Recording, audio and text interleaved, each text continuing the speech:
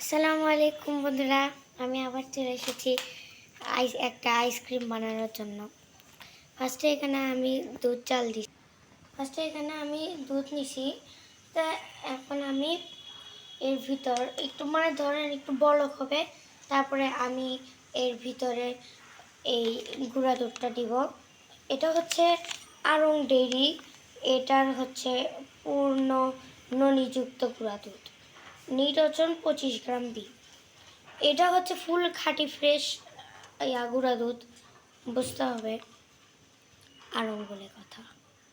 তো ফার্স্টে এখন আমরা এখানে দুধ চাল দিছি, লো একটু মিডিয়ামে আজে রেখেছি আমি।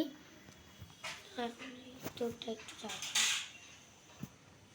তো এই জায়গায় আমাদের দুধটা বলক, ততক্ষণে আমি আমার গুঁড়া দুধটা মিক্স করে নিই। এতে এখন গুঁড়া দুধটা দিয়ে দিই।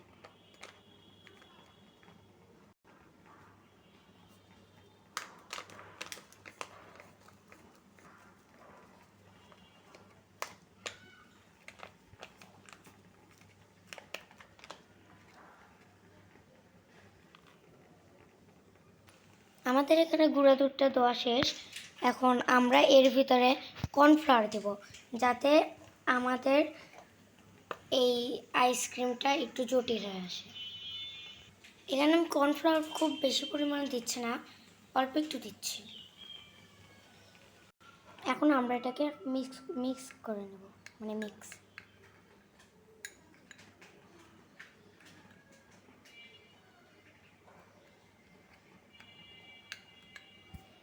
আর এখানে আমাদের হালকা পরিমাণে পানি দিয়ে নিতে হবে। এখন এটাকে গুলিয়ে নিতে হবে।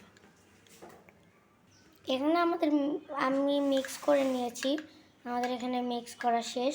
এখন তখন যে দুধ রেখেছিলাম, জাল দিয়েছিলাম, এখন এটা ওর ভিতরে দিয়ে দেব। দুধ এখানে বলক উঠে গিয়েছে, একটু ভাপ পড়েছিল, সমস্যা নাই। এখন এর ভিতরে আমি ওই মিশ্রণটা দিয়ে দেব। আর এখন আমাদের এটা ঘেটে নিতে হবে যতক্ষণ না এটা ঘন হয়ে আসছে।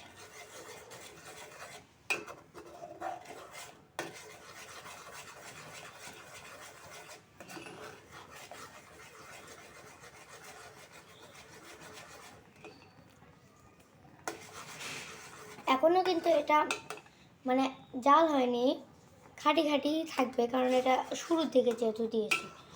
এটা হতে এখনও 5 মিনিট লাগবে। এখন আপনাদের সাথে আমি 5 মিনিট পর দেখা করছি।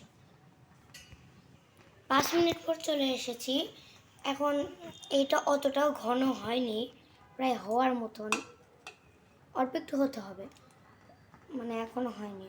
ততক্ষণে আমরা একটা চকলেট কেটে নেব। এই সেই চকলেট, এখন এটাকে আমাদের কেটে নিতে হবে। এখন আমরা চকলেটটি কেটে নেব। এখানে আমাদের চকলেট কাটা শেষ একদম। এখন এটা আমাদের মেল্ট করতে হবে। তো এখন এটা আমি স্টিলের বাটিতে করে গলে নেব। আমরা না হয় অত বড় লোক না যে একদম কাচের বাটিতে করে ওগুলা কাটবো, এটা গরিবের টিকনা লজ্জা। এখানে আমাদের চকলেট মেল্ট করা শেষ, কিন্তু বন্ধুরা আপনাদের একটা টিপ শিখে দিই, ওটা ভিডিওতে সব ফাউল, ভুলেও আপনারা স্টিলের বাটিতে করতে যাবেন না। আমার চকলেট অর্ধেক উড়ে গেছে। আপনারা পাতিলে পর্যন্ত করবেন, আপনাদের বেস্ট হবে। এই জন্য আমি পাতিলে গরম করছি, ওই জায়গায় পুরা গন্ধ বেরোয়েছে আমার এই চকলেটে, বুঝছেন বন্ধুরা? আচ্ছা ঠিক আছে। আর সরি, আমি ভুলেই গেছিলাম আইসক্রিমে চিনি দেওয়ার কথা। আমি এখানে স্বাদ মতো চিনি দিয়ে দিলাম। তো এটা নাকি আর একটা রুল আছে, এই চকলেটটা এটার ভিতরে ঢুকে চারিদিকে মেল্ট বসাতে হবে, হওয়ার পরে এটা জমাতে হবে, তারপরে এই আইসক্রিমে ওইটা ঢাকতে হবে। তো এইটাই আমরা করব।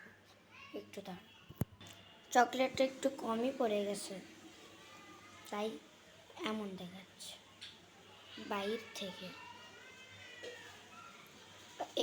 এগুলো দৃশ্য নাই দেখায়।